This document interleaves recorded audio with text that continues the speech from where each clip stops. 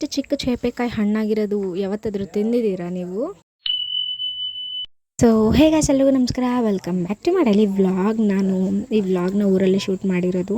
ಬೆಳಗ್ಗೆ ಇವತ್ತಿನ ದಿನ ಹೇಗಿತ್ತು ಅಂತಂದರೆ, ಎದ್ದು ಒಂದು ಸ್ವಲ್ಪ ಹಾಟ್ ವಾಟರ್ ಕುಡ್ಕೊಂಡು ಹೊರಗಡೆ ಬಂದರೆ ಫುಲ್ಲು ಬಿಸಿಲು, ಮನೆ ಒಳಗಡೆ ಬೀಳ್ತಿದೆ. ಎಲ್ಲರೂ ಹೊರಗಡೆ ಕುತ್ಕೊಂಡು ಮಾತಾಡ್ಕೊಂಡಿದ್ವಿ ಒಂದು ಸ್ವಲ್ಪ ಹೊತ್ತು.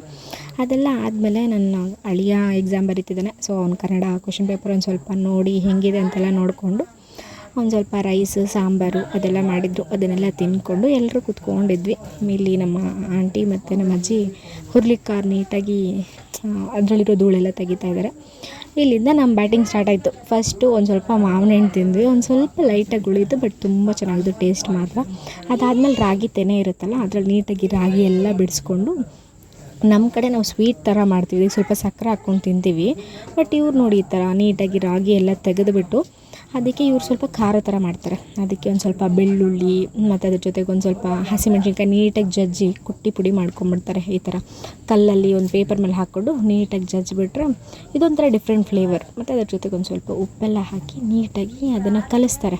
ಅದನ್ನು ತಿಂದು ತುಂಬ ಚೆನ್ನಾಗಿತ್ತು. ಮತ್ತು ಹಾಗೆ ಚಿಕ್ಕದೊಂದು ಚೇಪೆಕಾಯಿ ತಿಂದ್ಕೊಂಡು ನನ್ನ ದಿನನ ಮುಗಿಸ್ದೆ ಅಂತ ಹೇಳ್ತಾ ಬಾಯ್.